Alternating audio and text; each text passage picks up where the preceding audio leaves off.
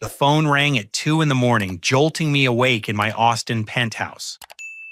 My father's voice cracked through the speaker, desperate and broken in ways I'd never heard before. He was begging me to save Thompson Construction, the century-old family business that had been promised to my sister Sarah since we were kids. The same business they'd kicked me out of at 18 because I wasn't good enough. Now Sarah had destroyed everything with her MBA theories and zero real-world experience, and suddenly the son they called worthless was their only hope. The irony tasted bitter as my parents sobbed through the phone, finally admitting they'd made the biggest mistake of their lives. Growing up in Springfield, Illinois, I lived in the shadow of Thompson Construction Company, the business my great-grandfather built from nothing in 1924. The red brick building on Maple Street housed 3 generations of family pride, with faded photographs of completed projects lining the lobby walls.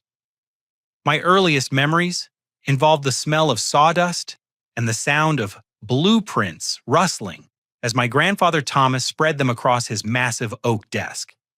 From the time I could hold a hammer, I spent every summer at construction sites with Grandpa Thomas.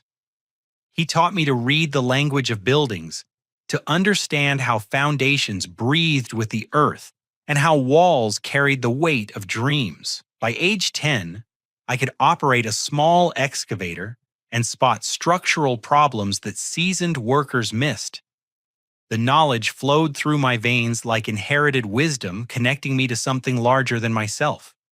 My sister Sarah, 3 years younger, and blessed with our mother's delicate features, showed absolutely no interest in getting her hands dirty.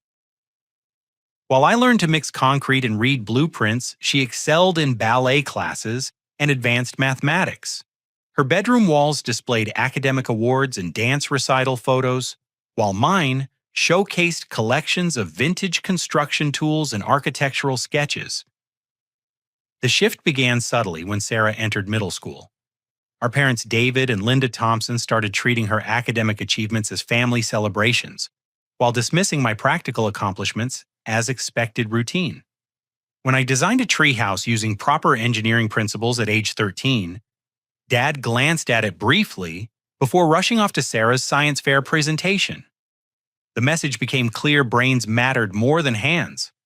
During high school, the favoritism intensified into something painful and obvious.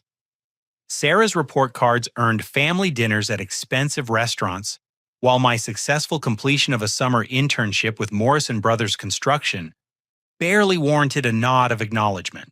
I watched my parents beam with pride as they discussed Sarah's college prospects, planning her future leadership of Thompson Construction, despite her complete lack of interest in the field.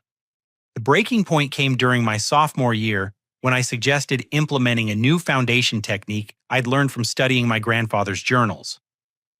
The method could save 20% on material costs while improving structural integrity.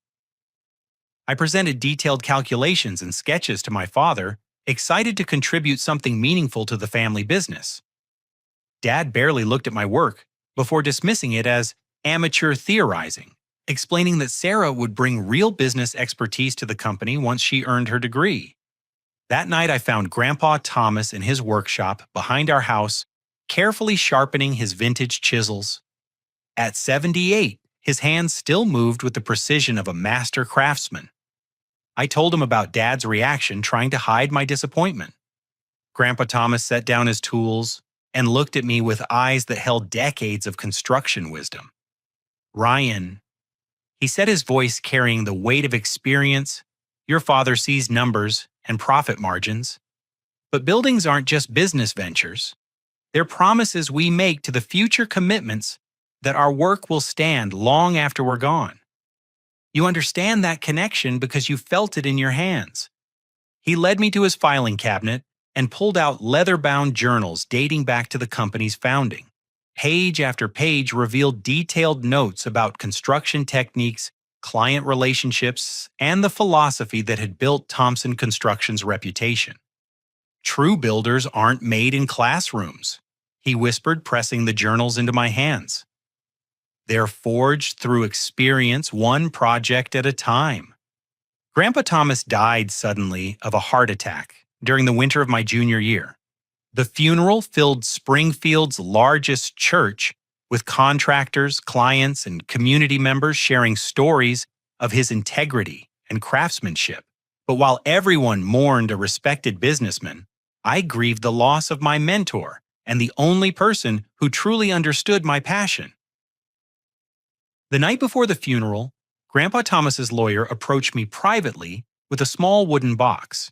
Inside lay his original tool set from the 1940s, each piece maintained in perfect condition.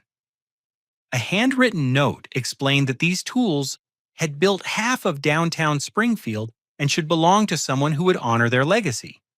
As we lowered his casket into the frozen ground, I clutched those tools and made a silent promise to continue his tradition of excellence, regardless of my family's plans for the business.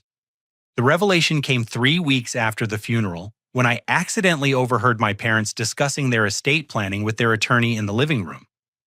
I'd come home early from basketball practice and was heading upstairs when their conversation stopped me cold. "Sarah will inherit Thompson Construction outright," my father stated matter-of-factly. "She's got the intellectual capacity to modernize operations and expand into new markets. Her business degree will be invaluable for navigating today's complex commercial environment." My mother's voice carried equal certainty. "Ryan's a good boy, but he's more suited for hands-on work. Sarah understands the bigger picture. She'll hire qualified managers to handle the day-to-day operations while she focuses on strategic growth." The attorney's pen scratched against paper as he documented their decision to exclude me from the family business I'd been preparing to inherit since childhood. They discussed my sister's potential as if she were a prized investment, while reducing me to hired help in my own grandfather's company. That evening, I confronted them in the kitchen while Sarah was at dance practice. The conversation exploded into the most painful argument of my young life. When I demanded to know why they'd written me off, my father's response cut deeper than any physical wound. "You're thinking small, Ryan. Playing with tools and getting dirty might seem important now, but business requires vision and education. Sarah has both. You're limiting yourself to being a worker instead of a leader."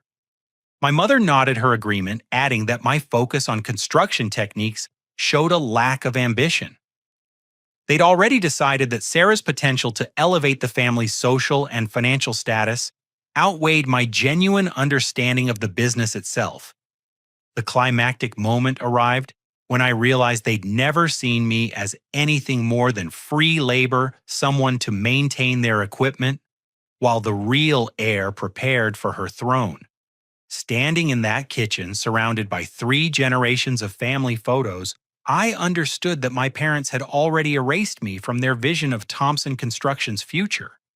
My junior and senior years of high school became a battleground between my passion and my parents' expectations. While Sarah accumulated college acceptance letters and academic honors, I threw myself deeper into construction work, taking every available internship and part-time opportunity. My grades suffered as I prioritized hands-on experience over classroom theory, a choice that horrified my parents and widened the growing divide between us. After school, I worked for various local contractors, learning different specialties from foundation work to electrical installation. Each job taught me something new about the construction industry, building a comprehensive understanding that no textbook could provide. My supervisors consistently praised my work ethic and natural problem-solving abilities, but these accomplishments meant nothing to my family. The contrast became more painful during Sarah's senior year when she received a full academic scholarship to Northwestern University. The celebration dinner at Springfield's most expensive restaurant felt like a coronation ceremony, with relatives and family friends toasting Sarah's bright future. I sat at the far end of the table, invisible and forgotten, while everyone discussed her plans to study business administration and eventually transform Thompson Construction into a modern corporate entity. My own college applications told a different story. I researched construction management programs at state universities, focusing on schools that combined practical training with business fundamentals. The University of Illinois offered exactly what I needed, but when my parents discovered my application, their reaction shook the foundation of our already strained relationship. "Construction management," my father shouted, waving my application like evidence of betrayal. "You're throwing away every opportunity we've given you to pursue manual labor as a career choice. This is exactly the kind of short-sighted thinking that will keep you stuck in the same place for the rest of your life." My mother joined the attack, her voice trembling with disappointment. "We've sacrificed so much to give you and Sarah better lives than we had. How can you be so ungrateful? Sarah understands that education and professional credentials matter in today's world. You're choosing to limit yourself when you could be so much more." The ultimatum came during a tense family meeting in our living room, with Sarah sitting quietly in the corner while our parents laid down their final terms. They would support my college education only if I abandoned construction-related studies and pursued a degree in business law or another field they considered respectable. The family business would remain Sarah's inheritance, but they might find a management position for me if I proved myself worthy through proper education. I looked around the room where I'd grown up, taking in the family photos and heirlooms that represented 4 generations of Thompson history. Sarah avoided eye contact, clearly uncomfortable with the confrontation, but unwilling to challenge our parents' decision. In that moment, I realized they were asking me to betray everything I'd learned from Grandpa Thomas and abandon the only career that had ever felt meaningful. "I won't do it," I said quietly, my voice steady despite the emotional turmoil. "Construction isn't just a job for me, it's who I am. Grandpa Thomas taught me that buildings represent promises we make to the future, and I want to keep making those promises." The explosion that followed revealed years of accumulated resentment and fundamental misunderstandings about what mattered most to each of us. My father called me stubborn and foolish, predicting that I'd end up as just another construction worker struggling to make ends meet. My mother cried, accusing me of rejecting their love and guidance out of teenage rebellion.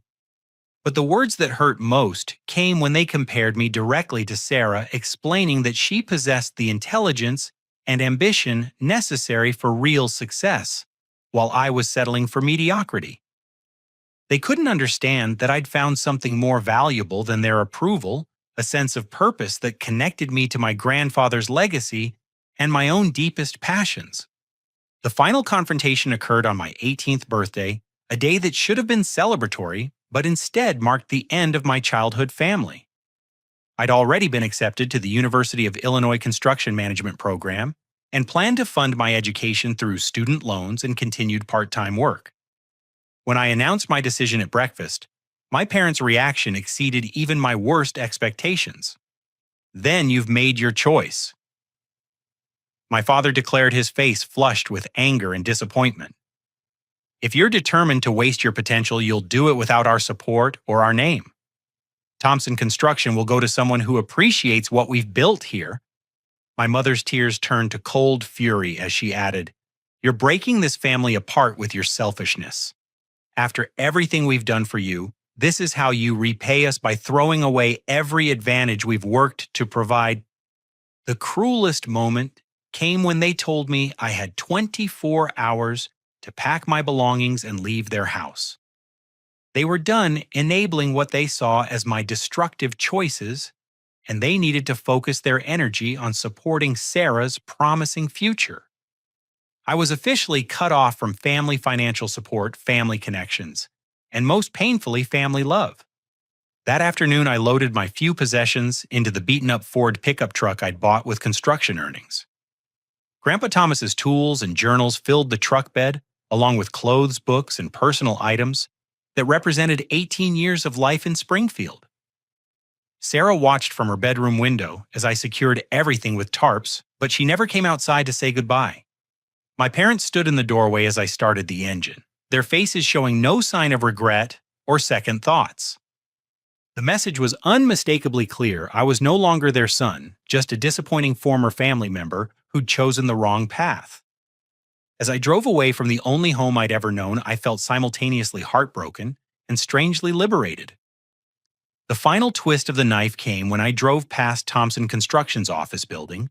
For what I thought might be the last time, through the large front windows, I could see my parents inside already hanging up Sarah's high school graduation photo and Northwestern University acceptance letter in the lobby where Grandpa Thomas's construction photos had displayed for decades. They were literally erasing my connection to the family business before I'd even left town. In that moment, I understood that my exile wasn't just about college choices or career paths.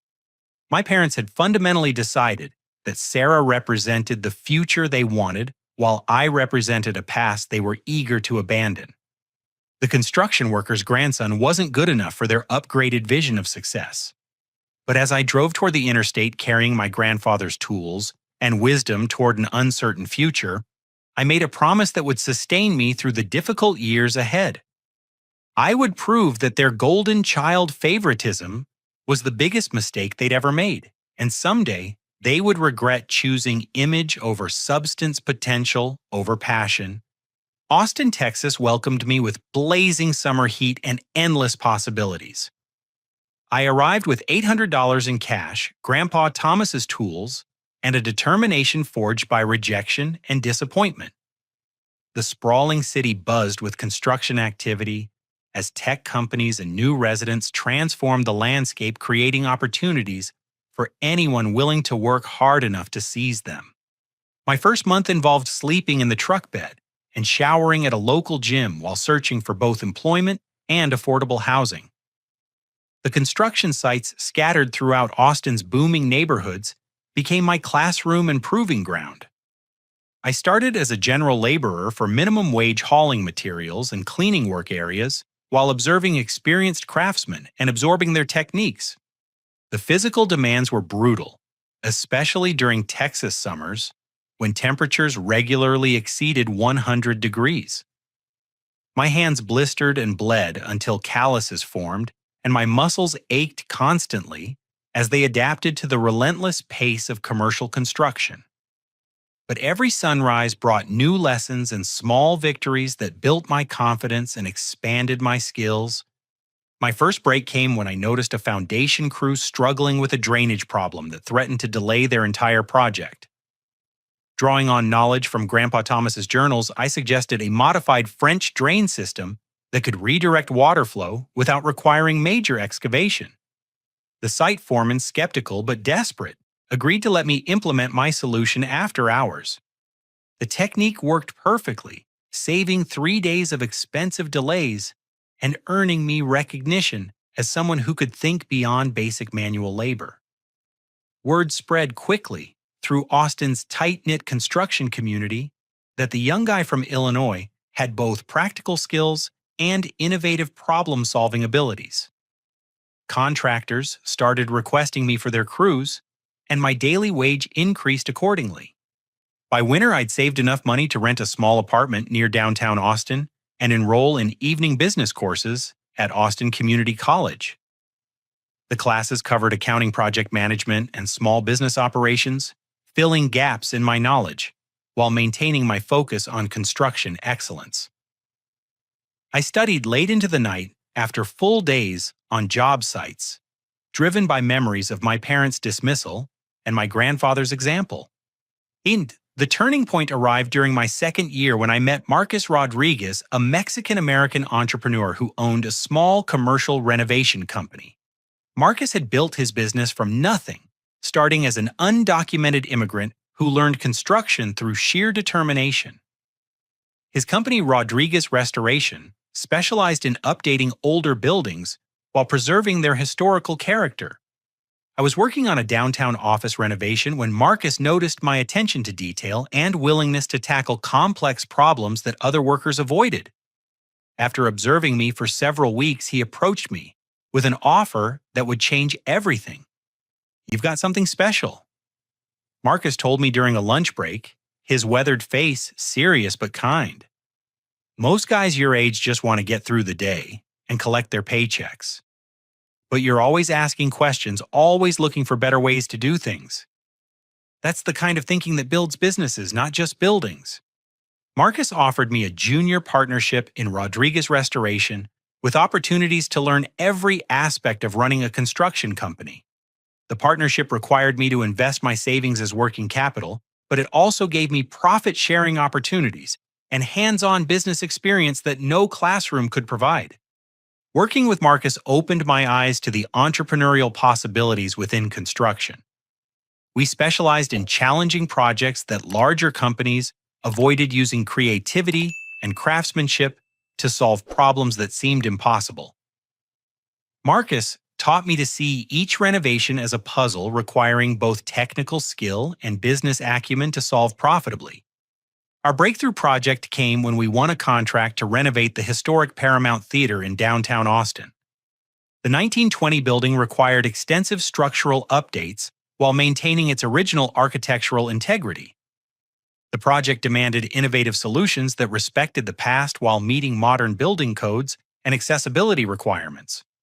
I developed a technique for reinforcing the theater's aging foundation, using micropiles and polymer injection that strengthened the structure without damaging the decorative plasterwork above. The method required precise calculations and careful execution, but it solved a problem that had stumped 3 other contractors and threatened to make the renovation financially impossible. The Paramount Theater project established Rodriguez Restoration's reputation for tackling complex historical renovations, leading to contracts with museums, churches, and other significant buildings throughout Central Texas.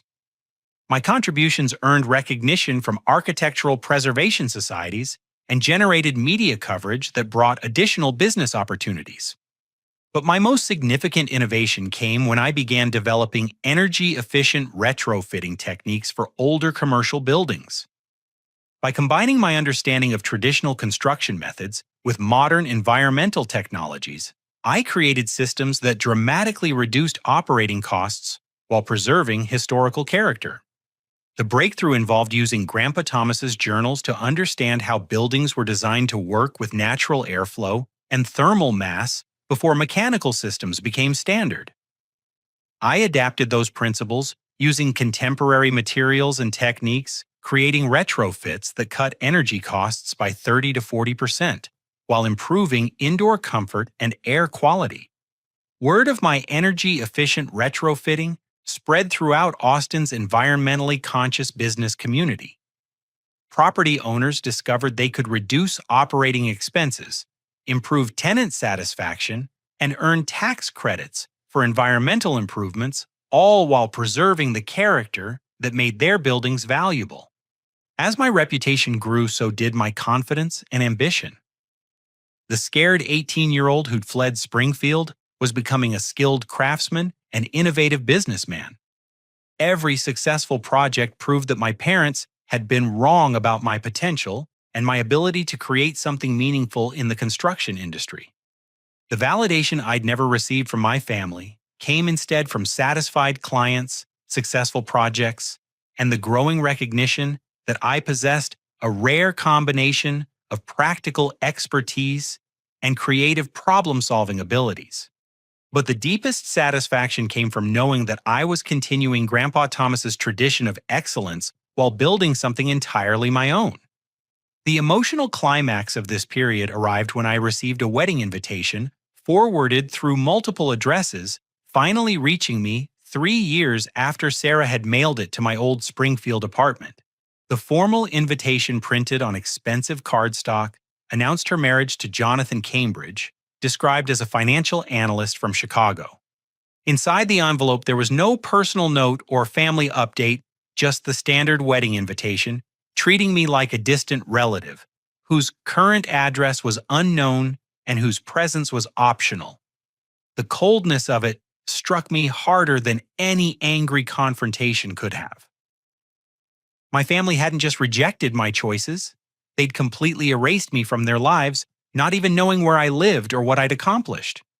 That night I sat in my Austin apartment looking at the invitation and feeling a complex mixture of emotions. Part of me wanted to attend the wedding and show them how wrong they'd been about my potential. But a larger part recognized that their opinion no longer mattered as much as it once had. I was building something real and meaningful with or without their approval. The wedding invitation became a turning point that galvanized my determination to prove not just that I could succeed, but that I could excel beyond their wildest expectations. They'd chosen their golden child and written me off completely. Now I would show them what they'd lost when they decided I wasn't worth their investment or love. By my 26th birthday, Rodriguez Restoration had grown into one of Austin's most respected specialty construction companies, but I was ready for something bigger. The energy-efficient retrofitting techniques I'd developed were attracting attention from major commercial property owners across Texas, creating opportunities that required more resources and expertise than our small company could provide.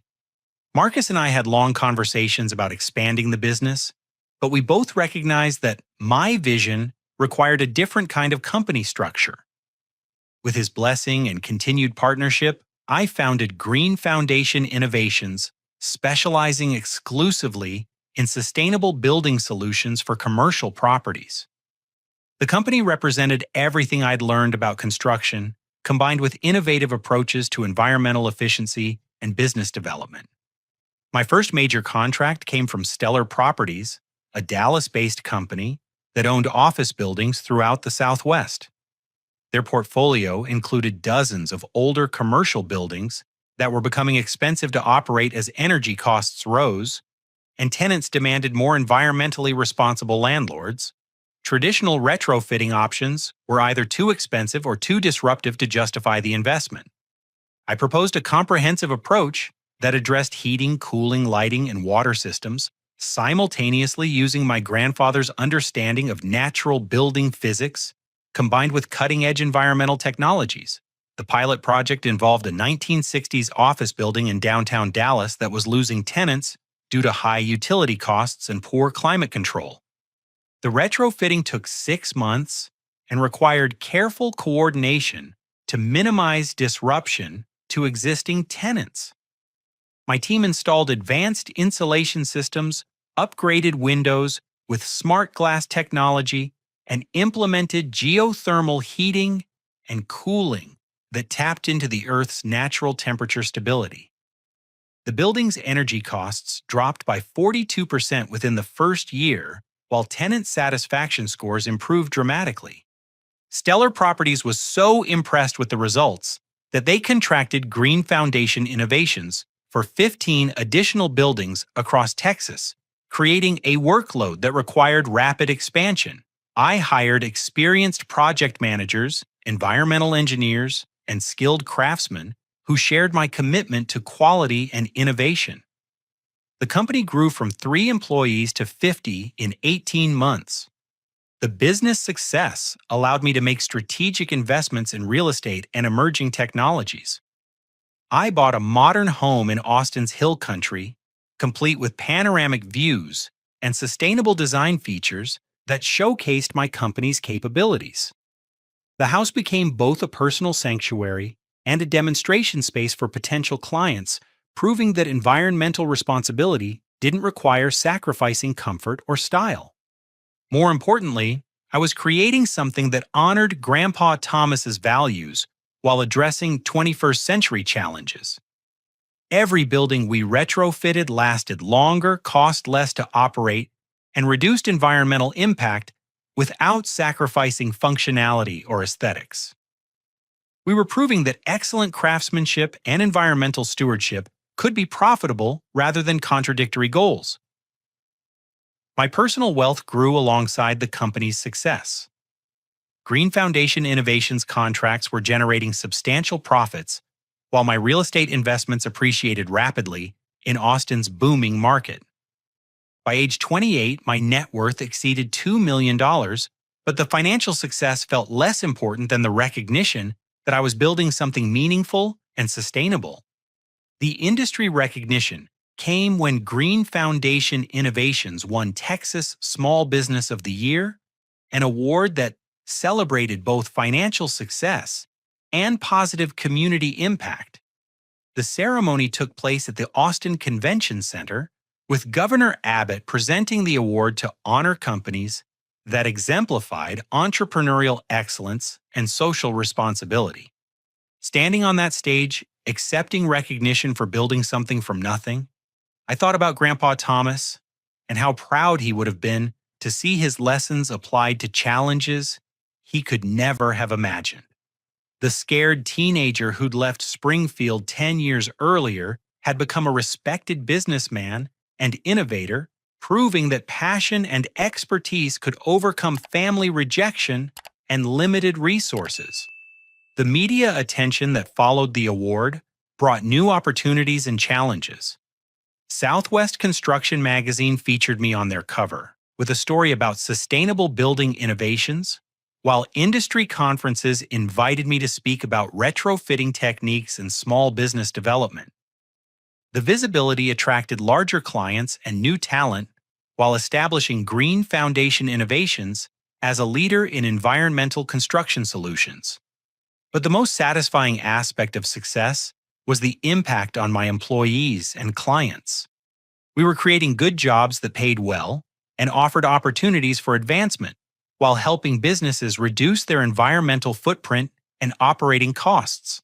Every project represented a positive contribution to both the economy and the environment.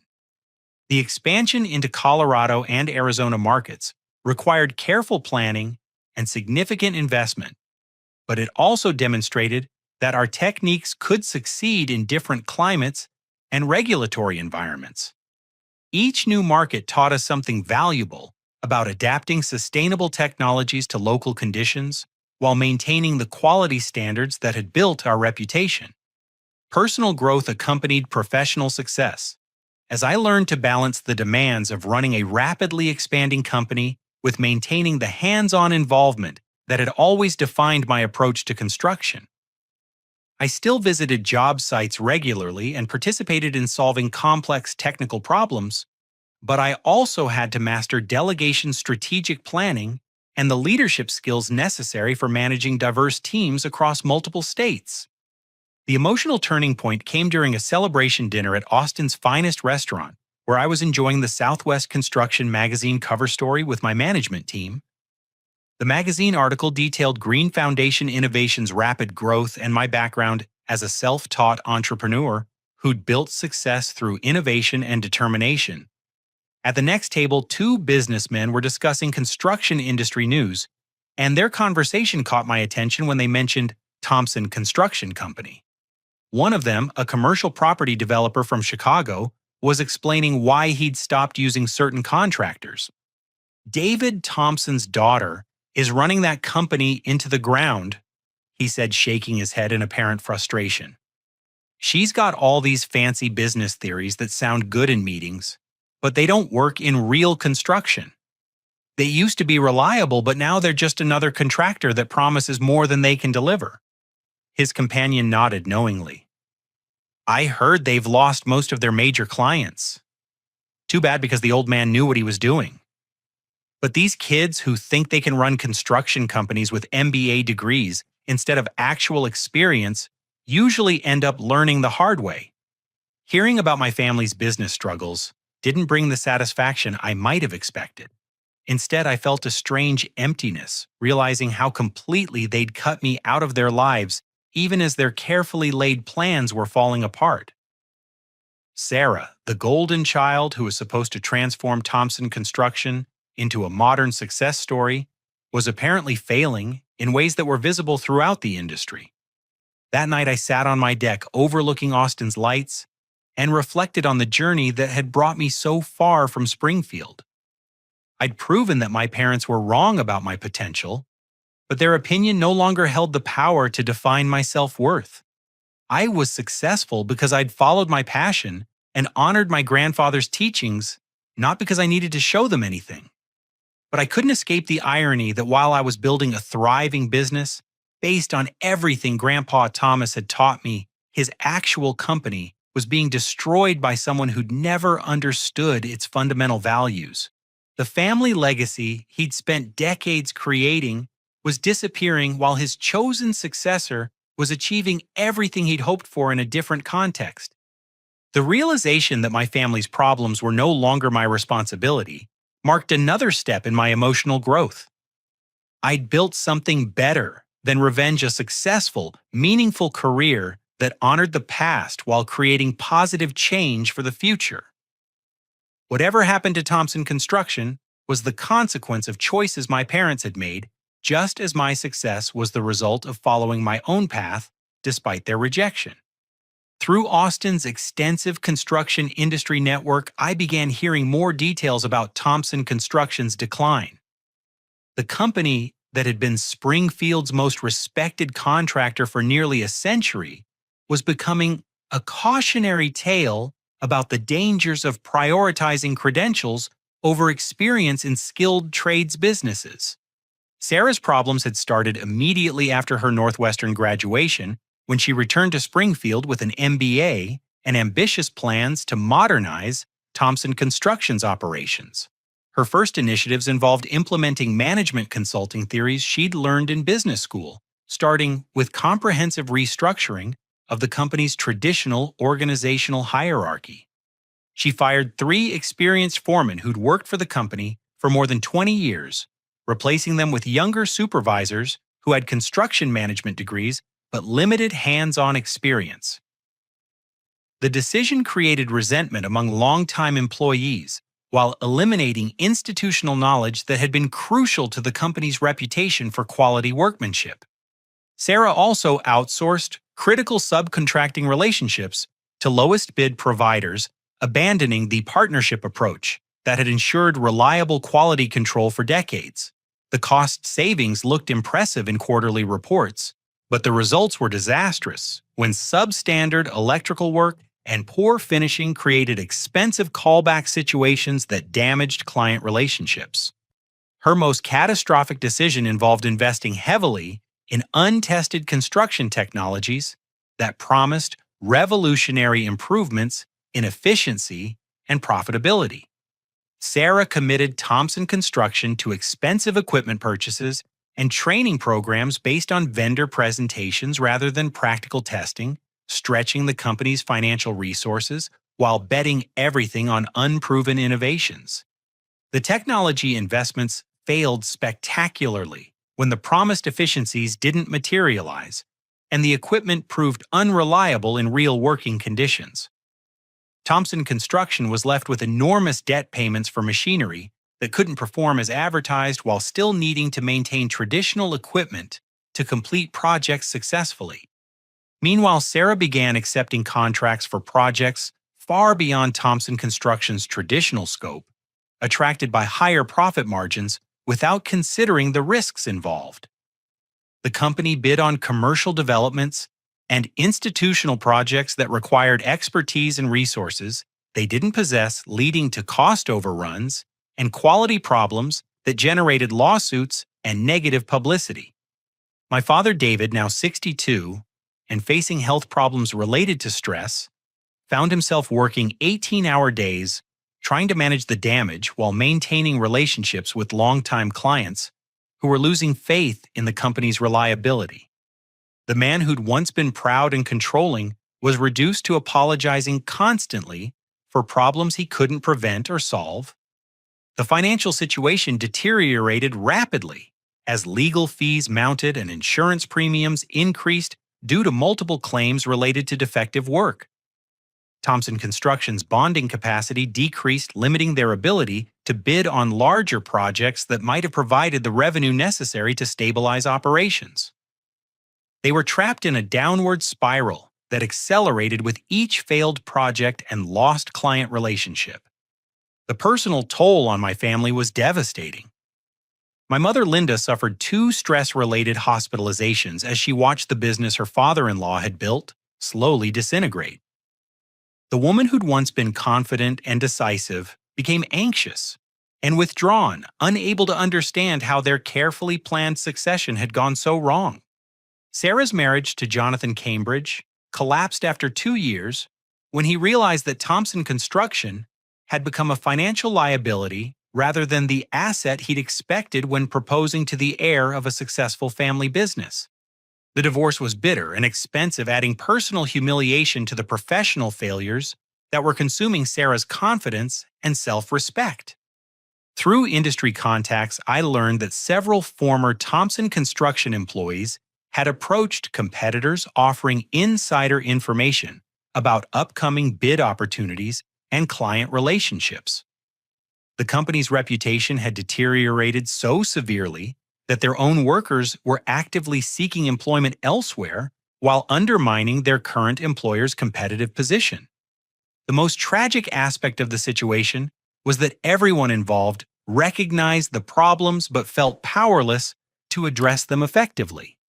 Sarah lacked the practical experience necessary to understand what was going wrong, while my father's traditional knowledge couldn't overcome the financial and legal problems that her decisions had created. James Mitchell Thompson, construction's longtime accountant and family friend, began calling other industry contacts to quietly assess potential buyers for the company's remaining assets. The conversations were preliminary and confidential, but they represented acknowledgement that Thompson Construction might not survive as an independent business much longer.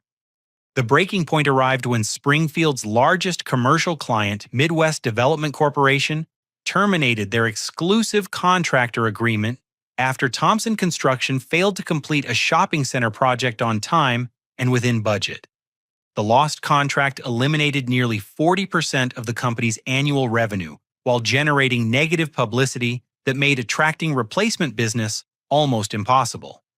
Industry publications began covering Thompson Construction's problems as an example of how family businesses could be destroyed by poor succession planning and generational conflicts between traditional methods and modern management theories. The articles were professionally written and factual, but they felt like obituaries for a company that had once been synonymous with quality and reliability. The climactic revelation came when James Mitchell contacted me directly, explaining that he'd obtained my information through mutual industry acquaintances. The conversation was awkward initially, as we'd had limited interaction during my childhood, and he wasn't sure how I'd react to hearing from someone connected to my family. James explained that Thompson Construction would declare bankruptcy within 60 days unless someone could inject serious capital and completely restructure operations. The company owed nearly $1 million to suppliers and subcontractors while facing multiple lawsuits that threatened to consume any remaining assets. But the most shocking information involved a sealed envelope that my grandfather Thomas had left with specific instructions for James to open only if Thompson Construction faced imminent destruction. The envelope had remained unopened for more than 12 years. But the current crisis met the conditions Thomas had specified for revealing its contents. Inside the envelope was a handwritten letter from Grandpa Thomas, dated just months before his death, along with detailed architectural drawings and business plans that demonstrated remarkable foresight about the construction industry's future direction. The letter revealed that Thomas had always intended for me to eventually save the family business, having predicted that Sarah's academic credentials wouldn't translate into practical success. The letter concluded with specific instructions for James to contact me if Thompson Construction ever faced bankruptcy, because true builders don't just construct buildings, they rebuild what's been broken, including families. My grandfather had somehow known that his company would need rescuing, and that I would be the only family member with the knowledge and resources necessary to save it. Reading that letter through James's phone call, I realized that Grandpa Thomas had understood my parents' character better than they understood themselves. He'd known that their favoritism would eventually destroy what he'd spent decades building, and he'd planned for my return even while I was being pushed away from the family. The phone call that changed everything came at 2:17 on a Tuesday morning, jarring me awake in my Austin home. My father's voice was barely recognizable, cracked by exhaustion, and stripped of the authority that had once intimidated me. David Thompson, the man who'd banished me from his family 10 years earlier, was begging his disowned son to save everything he'd failed to protect. "Ryan," he whispered his words, broken by what sounded like years of accumulated pain. "I know I have no right to ask anything from you after what we did. But Thompson Construction is dying, and you're the only person who might be able to save it. Please, I'm begging you to come home." The conversation that followed was surreal as my father admitted mistakes he'd never acknowledged before. He confessed that Sarah's MBA strategies had been disasters that destroyed relationships, wasted resources, and alienated everyone who'd made the company successful.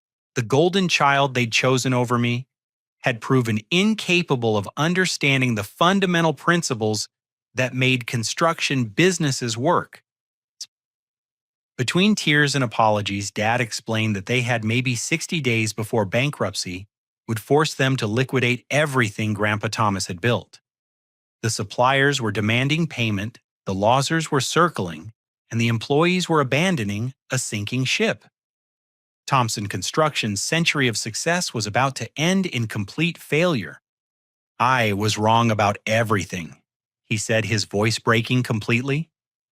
"Wrong about you, wrong about Sarah, wrong about what the business needed. Your grandfather tried to tell me, but I was too proud and too stupid to listen. Now we've lost everything, and it's all my fault. I listened to my father's desperation while feeling a complex mixture of emotions I couldn't have anticipated. Part of me wanted to hang up and let them face the consequences of their choices. But another part, the part that still remembered Grandpa Thomas's lessons about responsibility and family, knew I couldn't walk away from people who needed help, even if they were the same people who'd rejected me. After an hour of painful conversation, I agreed to return to Springfield for a family meeting, but only under strict conditions. The meeting would take place at Thompson Construction's office with all family members present, and they would have to listen to my complete assessment of the situation before making any decisions about the future. The drive from Austin to Springfield took 12 hours and felt like traveling backward through time. Every mile brought memories of the teenager who'd fled this same route in heartbreak and anger, carrying nothing but his grandfather's tools and his determination to prove his worth. Now I was returning as the successful businessman my parents had never believed I could become. Springfield looked smaller and more rundown than I remembered. The downtown area showed signs of economic decline with several empty storefronts and aging infrastructure that spoke of a community struggling to adapt to changing times. Thompson Construction's office building, once a symbol of prosperity and stability, needed exterior maintenance that reflected the company's current financial problems. Inside the building, the changes were even more dramatic. The lobby, that had once displayed Grandpa Thomas's construction photos and industry awards, now looked tired and disorganized. Sarah's college certificates and business degrees hung on walls where family history had once been celebrated, but even those seemed diminished by the obvious financial stress affecting every aspect of the operation. The meeting took place in the conference room, where I'd once listened to my grandfather explain construction principles to visiting clients and potential partners. Now the same space held the three family members who'd rejected me, each showing the physical and emotional toll of watching their carefully planned future collapse around them. My mother Linda looked fragile and older than her 58 years, with stress lines and a nervous energy that suggested ongoing health problems. The confident woman who'd once dismissed my potential had been replaced by someone who seemed genuinely frightened about the future. When she saw me, tears started immediately as she struggled to find words for an apology that was 10 years overdue. Sarah, now 31, was the most dramatically changed. The golden child who'd once embodied our parents' ambitions looked exhausted and defeated, carrying the weight of expectations she'd never been equipped to meet. Her business attire was professional, but worn suggesting financial pressures that extended beyond the company's problems to her personal life. My father appeared to have aged 15 years in the decade since I'd left home. The man who'd once been proud and controlling now sat hunched over financial documents that told the story of complete business failure. His hair was gray, his face lined with worry, and his hands shook slightly as he spread out papers that documented the extent of Thompson Construction's collapse. The financial reality was worse than even James Mitchell's warnings had suggested. The company owed $1,300,000 to various creditors while facing 6 active lawsuits related to defective construction work. Their bonding capacity had been revoked, their credit lines were exhausted, and their insurance premiums had increased to unsustainable levels due to multiple claims. But the emotional reality was equally devastating. Sarah finally spoke, her voice barely above a whisper, as she admitted truths that had taken years of failure to acknowledge. She'd never wanted the construction business, but had felt pressured to fulfill expectations that were impossible to meet. She'd known from the beginning that I was the family member who truly understood construction, but she'd been too proud and too frightened to admit her inadequacy until it was too late. I tried to reach out to you several times over the years. Sarah confessed, her eyes focused on the table rather than my face. I wrote letters I never sent, looked up your information online, even drove past your apartment in Austin once when I was there for a business conference. But I was too ashamed to make contact after what we'd done to you. The admission that she'd known about my success, but had been unable to bridge the gap between us, added another layer of tragedy to the family's collapse. While I'd been building green foundation innovations and proving my worth in the construction industry, Sarah had been drowning in responsibilities she'd never wanted and destroying something she'd never understood. My father's breakdown was complete as he acknowledged that every major decision he'd made regarding the family business had been wrong. Choosing Sarah over me, implementing her MBA strategies, abandoning the traditional approaches that had built their reputation, each choice had moved them further from success and closer to the catastrophic failure they now faced. Your grandfather knew, Dad said, his voice filled with regret and self-recrimination. He tried to tell me that you were the one who understood what this business really needed, but I was too arrogant to listen. I thought education and credentials mattered more than passion and experience. I was completely wrong. The emotional climax arrived when I opened Grandpa Thomas's sealed letter in front of my family, reading his words aloud for the first time since James had described their contents. The letter revealed detailed plans for expanding Thompson Construction, using sustainable building techniques that were identical to the innovations I'd later developed independently for Green Foundation Innovations. Grandpa Thomas had somehow predicted the future of construction and had known that I was the only family member with the vision and ability to guide the business through that transition. His letter concluded with specific instructions for giving me complete control of the company if it ever faced destruction, because true builders don't just construct buildings, they rebuild what's been broken, including families. As I finished reading, the room fell silent, except for my mother's quiet crying and the sound of papers rustling as my father gathered the financial documents that represented 4 generations of family failure and success. In that moment, I realized that my return to Springfield wasn't just about saving a business. It was about healing relationships that had been damaged by pride, misunderstanding, and the painful consequences of choosing image over substance. The decision I made in that conference room would determine not only Thompson Construction's future, but also whether our family could move beyond the mistakes that had driven us apart and find a way to rebuild trust and respect between people who'd hurt each other deeply. Looking at my broken family sitting around that conference table, I realized that revenge would be hollow compared to the opportunity for genuine healing and rebuilding. The scared teenager who'd fled Springfield had been replaced by someone capable of seeing beyond past hurts to potential futures that could honor both my grandfather's legacy and the lessons learned through years of separation and growth. I'll save Thompson Construction. I told them, my voice steady but filled with emotion. But we're going to do this the right way, using the principles Grandpa Thomas tried to teach all of us. The business will be rebuilt according to his vision and my experience focusing on quality innovation and genuine service to our community. The conditions I set were non-negotiable but fair.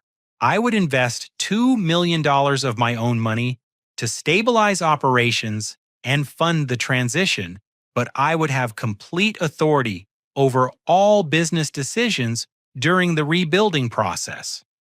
Sarah would step aside willingly, focusing her MBA skills on administrative functions that matched her actual strengths rather than trying to manage construction operations she'd never understood.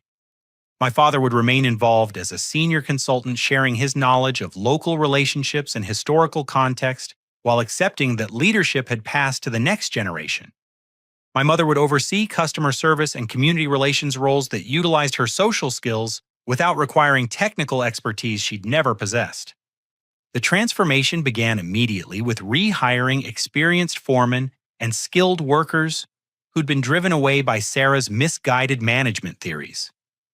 I personally apologized to each returning employee, explaining that their expertise was valued and that we were committed to rebuilding Thompson Construction's reputation for excellence through teamwork and mutual respect. We also terminated relationships with the low-bid subcontractors who'd contributed to quality problems, returning to the partnership approach that had sustained the company's reputation for decades. The initial costs were higher, but the improved quality and reliability quickly restored client confidence and generated positive word-of-mouth referrals. My energy-efficient retrofitting techniques adapted for the Midwest market became Thompson Construction's signature specialization, differentiating us from competitors while addressing growing demand for sustainable building solutions. We combined traditional craftsmanship with modern environmental technologies, creating services that honored the past while meeting contemporary needs.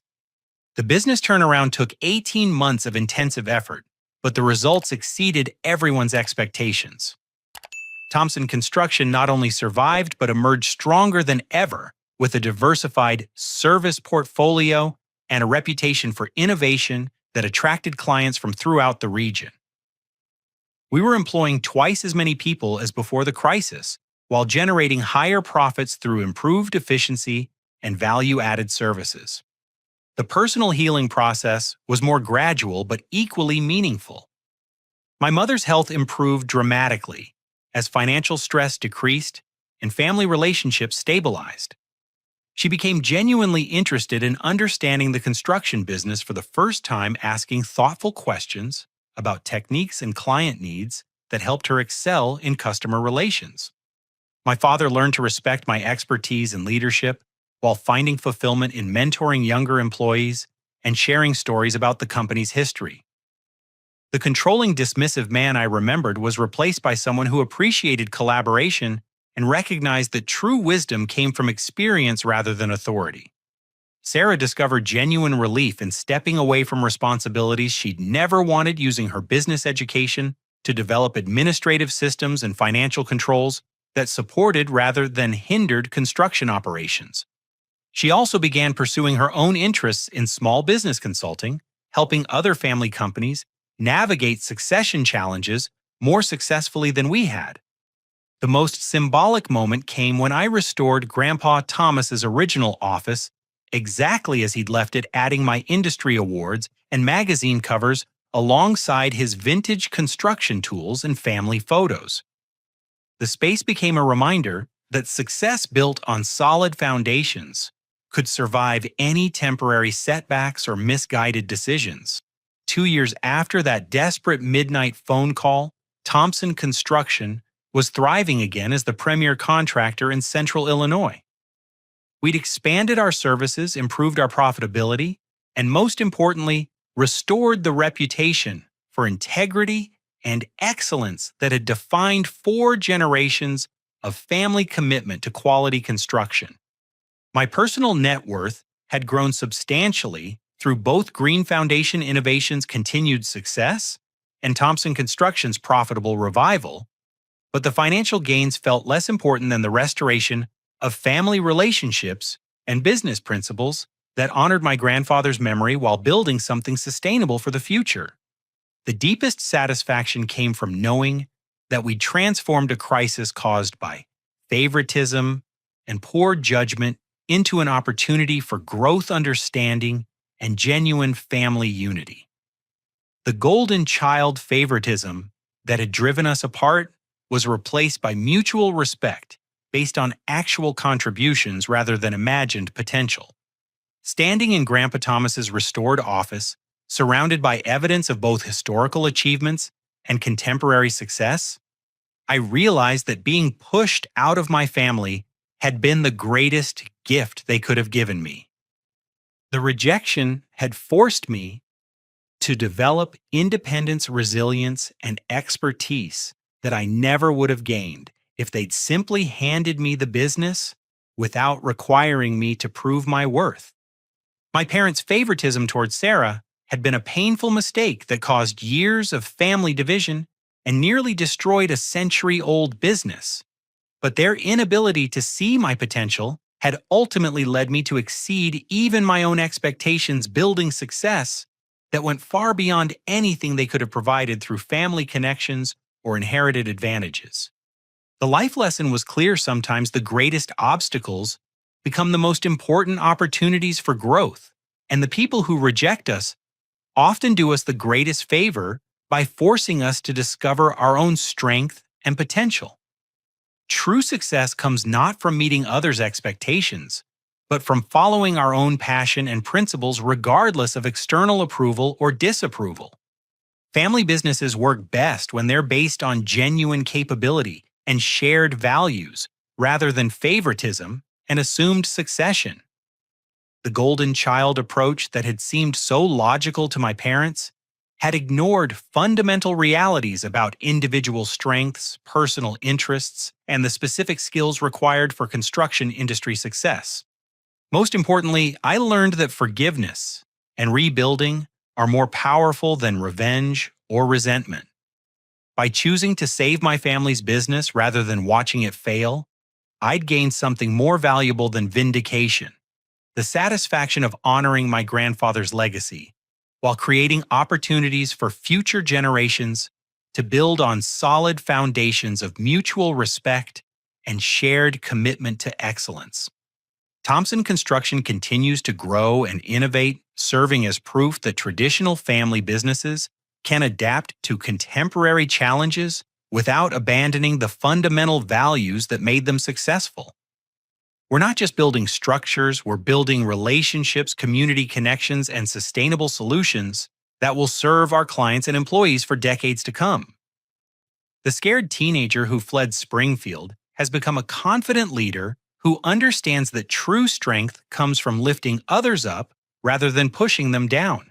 The family that nearly destroyed itself through favoritism and pride has learned to celebrate individual contributions while working toward shared goals that benefit everyone involved. As I look toward the future, I see endless possibilities for continuing to honor Grandpa Thomas's legacy while building something even better than what came before. The foundation is solid, the relationships are healthy, and the commitment to excellence remains unwavering.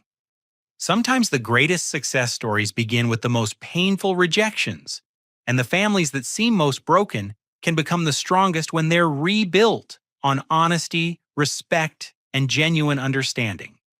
What would you do if your family chose someone else over you, only to realize years later that they'd made a terrible mistake?